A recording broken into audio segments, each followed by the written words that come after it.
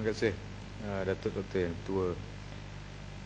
Saya juga mewakili rakan-rakan di Pakatan Rakyat ingin memberi sedikit pandangan berkenaan dengan belanjawan yang telah dicadangkan oleh Perdana Menteri selaku Menteri Kewangan yang berjumlah 251 bilion.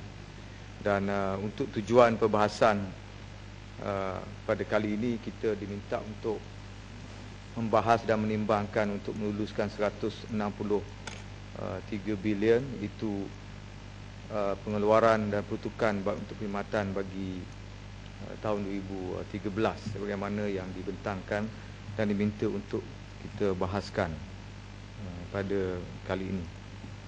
Datuk-datuk yang tua,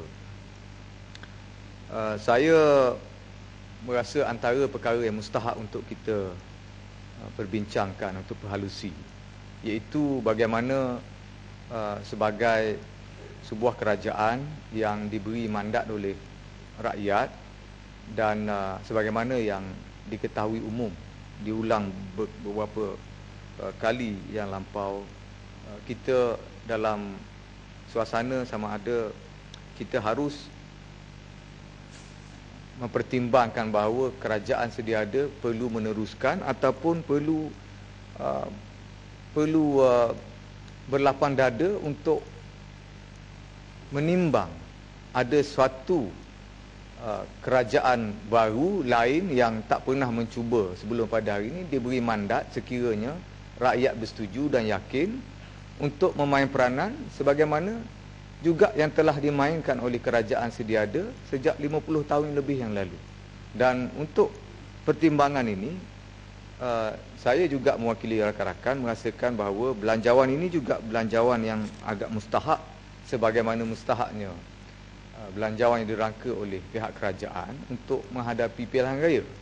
Dan sudah tentu kami di Barisan Pembangkang, tugas kami ialah meneliti sama ada apa yang dijanjikan atau dihidangkan kepada rakyat secara umum satu perkara yang realistik untuk dicapai. Dan tugas kami memang untuk memberi cadangan dan juga memberi maklum balas. Walaupun maklum balas kami dilihat sebagai kritikan dan sebagainya, itu tidak menjadi masalah. Tugas kami adalah untuk memberi penilaian, membuat penilaian sebagaimana yang diharapkan oleh penyokong kita, pengundi, rakyat secara keseluruhan. Kerana tanpa tugas ini, maka sebuah kerajaan akan dilihat begitu berkuasa dan berkuasa penuh sebagaimana yang dikatakan oleh semua orang dan diketahui umum, absolute power selalunya korup. Untuk mengelakkan perkara ini berlaku, maka beberapa perkara persoalan yang agak mustahak mesti diteliti setiap kali belanjawan ataupun bajet tahunan dibentangkan untuk diluluskan. Perkara yang pertama, Datuk Dr. Ketua, saya menegaskan kepada umum bahawa di antara janji-janji ataupun ikrar yang kuat dan bersungguh-sungguh telah dinyatakan beberapa tahun yang lalu, yang menjadi kepercayaan hampir seluruh masyarakat dalam negara termasuk saya sendiri, iaitu apabila kerajaan berjanji bahawa dalam tahun 2015 kita akan mempunyai sebuah masyarakat ataupun rakyat sebuah negara yang mempunyai pendapatan tinggi, iaitu pendapatan yang dikatakan puratanya sekitar RM38,000. Ini menjadikan bahawa impian untuk menukar rakyat Malaysia daripada berpendapatan sederhana RM15,800 kepada RM38,000 ataupun hampir RM40,000 pendapatan per kapitanya menjadi satu harapan dan juga impian, dan saya yakin ramai di kalangan rakyat Malaysia yang memegang janji ini dan mereka menunggu-nunggu bilakah tarikh sebenar impian ini boleh tercapai. Perkara ini menjadi satu stigma yang agak besar kerana pendapatan tinggi ini berhak dinikmati oleh rakyat Malaysia kerana telah sekian lama kita berada dalam tahap yang agak membimbangkan. Saya bawakan satu satu analogi yang sangat mudah. Dikatakan setiap negara baru, new industrial country, akan mencuba untuk menstabilkan tahap pendapatan dengan cara untuk meminimalkan kenaikan dalam perbelanjaan, dalam masa yang sama menekan supaya rakyat berjaya memperolehi peningkatan dalam pendapatan. Kenaikan 10% dalam pendapatan harus diikuti dengan kenaikan kurang daripada 5% dalam perbelanjaan. Ini adalah kaedah pengukuran yang sangat mudah dalam sesuatu negara moden yang dianggap sebagai negara yang mempunyai prasyarat untuk mencapai negara purata rakyat berpendapatan sederhana dan tinggi. Ini antara perkara yang sangat mudah ideologinya. Walau bagaimanapun, ini persoalan yang perlu dijawab oleh rakan-rakan kita yang buat masa ini memegang jawatan sebagaimana rakyat memberi mandat kepada mereka. Pertama, iaitu garis panduan yang telah ditetapkan oleh Perdana Menteri selaku Menteri Kewangan dengan begitu tegas dan kuat mengatakan prasyarat yang perlu kita capai untuk mewujudkan atau mencapai status yang sebagaimana yang dijanjikan itu, pertamanya ialah kita harus mencapai pertumbuhan sebanyak 6% setahun untuk 3 tahun berturut-turut dan tidak boleh gagal. Ini memang tepat sekali kerana ukuran yang digariskan oleh UNDP dan juga yang terbaru disebut oleh pihak Bank Negara Malaysia juga menetapkan bahawa strata 6% 3 tahun berturut-turut menjadi asas. Tak kira tahun kewangan apa, tapi mesti melalui satu pengalaman pertumbuhan 6% berturut-turut. Dan perkara ini juga telah dinyatakan oleh negara jiran kita seperti Thailand, di mana Thailand telah menyebut bahawa, telah mengisytiharkan bahawa tahun 2010 mereka telah pun mencapai pertumbuhan 14.2%, meskipun pada tempoh itu mereka menghadapi masalah kumpulan baju merah dan baju kuning yang sama-sama bertelagah untuk menunjukkan sokongan kepada pihak masing-masing. Dalam tempoh tersebut, negara jiran kita telah mengisytiharkan bahawa pertumbuhan mereka untuk tempoh itu 14.2 kerana mereka hendak melihat prasyarat yang asas untuk ada satu tempoh yang berturut-turut mencapai pertumbuhan lebih daripada 6% sebagaimana yang digariskan atau disebut oleh Perdana Menteri kita. Saya menyokong hasrat untuk mencapai pertumbuhan yang dikatakan 666 itu. Saya juga menyokong dan saya berharap, saya berdoa, saya kalau boleh ingin membantu. Saya rasa semua rakan-rakan di Pakatan Rakyat, negeri-negeri di bawah Pakatan Rakyat telah pun menunjukkan bukti pertumbuhan di negeri masing-masing di bawah Pentadbiran Pakatan Rakyat semuanya mencapai pertumbuhan lebih daripada 6%. Tapi adakah gambaran pertumbuhan di negeri-negeri itu berjaya diterjemah dalam pertumbuhan di peringkat nasional? Jawapannya buat masa ini Datuk Dr. Betul masih belum lagi mencapai, melihatkan tanda-tanda tercapai ke angka 6%. 2 hari lepas Bank Negara mengulangi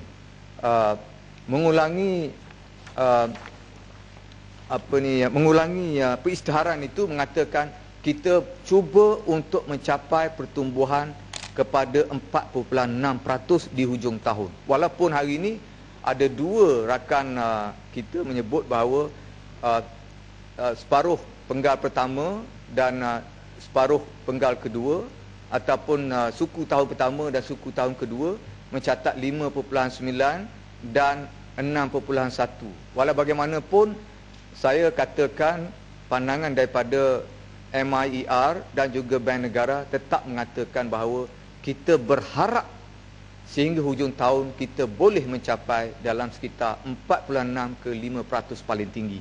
Ini juga bermakna sudah 3 tahun pengalaman saya yang saya dengar dan teliti, tidak pernah ada pertumbuhan yang telah pun melepasi angka 6% sebagaimana yang disyaratkan untuk mencapai negara berpendapatan tinggi. Sekaligus saya berharap ini adalah jadi perkara yang tanggungjawab yang harus dipikul oleh rakan-rakan kita di sebelah kerajaan dan juga pentadbir-tadbir telah dilantik sebagai jentera kerajaan. Sepatutnya ini menjadi satu tugas besar mereka. Sepatutnya ditekankan perkara ini. Kita tidak, saya dan rakan-rakan tidak membantah untuk melaksanakan BRIM kali kedua. Sepatutnya memang kena bagi, sebab janji yang dikatakan untuk mengangkat seluruh rakyat Malaysia berpendapatan tinggi, jawabnya tidak terlaksana dan tidak mungkin boleh terlaksana dalam tahun ini. Saya tidak tahu untuk tahun 2 tahun akan datang dan sebagainya, tetapi matlamat 2015 dikatakan negara berpendapatan tinggi, nampak gaya agak sukar untuk kita capai. Dan BRIM kedua yang bakal diberikan pada 1 Januari, saya berharap tidaklah ada karenah ataupun ada keputusan lain yang akan diberi alasan mengatakan kerajaan terpaksa untuk menangguhkan ataupun meneliti semula ataupun segala macam alasan.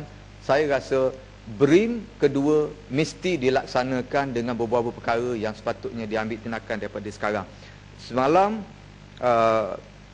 Timbalan Menteri Kewangan telah mengumumkan bahawa borang-borang akan diedarkan sekali lagi bermula dalam beberapa minggu akan datang atau beberapa hari akan datang, akan mula diedarkan borang untuk pemberian ataupun permohonan BRIM. Saya nak tanya kepada kementerian yang bertanggungjawab, adakah penerima BRIM yang pertama dulu yang berjumlah 1.92 juta isi rumah itu tidak akan menerima BRIM kali kedua, ataupun mereka juga menerima BRIM untuk kali kedua, dan berapakah anggaran rakyat Malaysia yang bujang, yang dikatakan bujang, berumur bawah daripada 30 tahun yang belum berkahwin, yang dijangka layak menerima BRIM ini. Saya anggarkan dalam 3 bilion jumlah peruntukan yang bakal kita luluskan untuk tujuan BRIM kedua. Sudah tentu tidak boleh menyamai dan tidak boleh mengatasi pemberian BRIM pertama yang pertambahan sahaja berjumlah lebih pada 37%. Datuk Dr. Yang Pertua, kalau kita ingat, kelulusan BRIM pertama adalah bernilai 1.8 bilion sebagaimana perbentangan belanjawan yang lalu, telah dinaikkan kepada 2.23 bilion ringgit.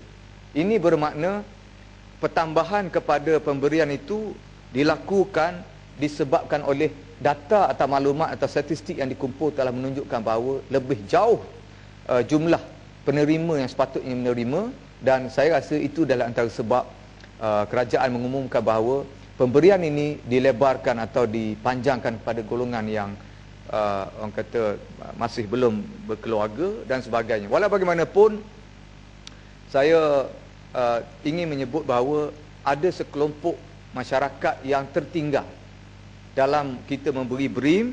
Kita menentukan siapa yang berhak ataupun boleh diberi peruntukan BRIM ini. Ada satu kelompok di tengah-tengah tu yang agak tertinggal. Kelompok mana, Datuk Dr. Betul? Kelompok yang berumur lebih pada 30 tahun, berkeluarga, mempunyai 2 anak dan pendapatan combine ataupun pendapatan dicampur isteri dan suami yang melebihi angka RM10,000. 10,000 ke 5,000? 10,000 kan? Yang dikatakan berhak untuk menerima. Golongan ini menjadi golongan yang sebenarnya bukannya golongan yang agak berkapasiti tinggi dari segi pendapatan, tapi mereka ni saya jangkakan menjadi kelompok yang paling ramai sekali tertinggal dalam proses pemberian BRIM pada kali ini, kerana mereka jadi tidak layak. Mereka melebihi 30 tahun, berkeluarga, pendapatan terkumpul suami dan isteri menjadikan mereka tidak layak. Tapi sebenarnya mereka lah golongan yang paling ramai dalam negara kita, dan mereka juga tergolong daripada golongan pengundi yang paling ramai sekali dalam negara kita. Ini menjadikan mereka ini golongan yang nampaknya tersisih dan agak menjadi kritikal. Kalau benarlah BRIM ini untuk tujuan pemberian untuk tujuan pra pilihan raya ataupun runner up untuk pilihan raya, saya rasa golongan ini, golongan yang tertinggal ni mungkin merasa tidak berpuas hati dan agak baik juga kerana mereka sudah tentu akan melihat mereka jadi golongan yang sengaja dipinggirkan oleh kerajaan atas proses pemberian BRIM. Datuk Yang Bertua, saya ingin nyatakan bahawa dalam belanjawan yang dibentangkan beberapa hari yang lalu, satu perkara yang tertinggal, banyak perkara yang baik, saya tidak nafikan, banyak perkara yang baik, perkara yang ditawarkan, maklumlah ini bajet pilihan raya. Apalah. Bajet yang, orang kata bajet yang disebut, antara banyak disebut, saya suka untuk memetik komen yang mengatakan bajet untuk melutut kepada rakyat Malaysia kerana memohon undi. Bajet yang menehat rakyat Malaysia tu sebagai golongan yang jadi mesti tiba-tiba jadi mustahak. Dulu tak berapa mustahak, sekarang jadi mustahak. Semuanya ditawarkan untuk tujuan nak suruh rakyat jadi berterima kasih ataupun betul lah tanggungjawab itu. Jadi maknanya saya rasa tak salah. Memang kerajaan pemerintah tiap tahun buat macam tu, tapi cuma bila tahun menjelang pilihan raya ni kena pertingkatkan lagi lah. Saya cadangkan daripada nak beri 500, berilah 5,000. Itu cara yang betul untuk nak suruh rakyat ni sokong dan rakyat ni berterima kasih dan seterusnya memberi undi. Itu baru cara betul-betul orang kata sekali dalam 5 tahun. Apa salahnya? Berilah 5,000. Saya pun menyokong kerana nak beri 5,000. Saya sokong beri 5,000. Tapi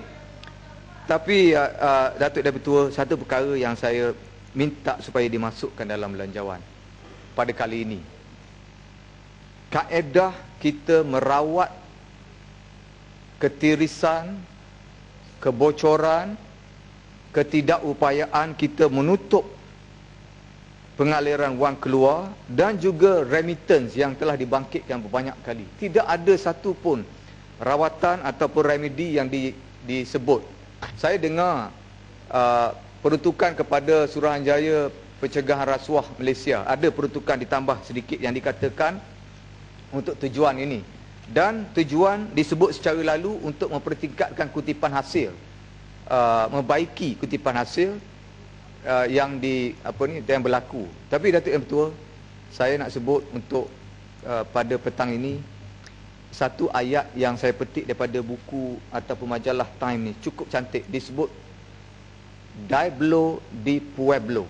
Dia kata masalah syaitan di medan rezeki, yang juga pernah berlaku di banyak negara Latin, yang mana dikata ada yang meragut, yang menggelapkan, yang berusaha orang kata membantu supaya berlaku ketirisan ni digelar sebagai syaitan, yang kita pun tidak tahu, kecuali syaitan yang dikenali itu lain lah. Tak apalah ya, Mat. Ya? Masa ya, Mat. Okay. Saya boleh bagi Mak 15 minit. Kalau nak habis 12 minit tu boleh tu. Esok. Kita nak habis lah. Esok. Kalau nak sambung besok pun boleh 12 minit. Okey, esok. Sambung besok. Baik, Mak. Ada 12 minit lagi untuk besok hari, Mak.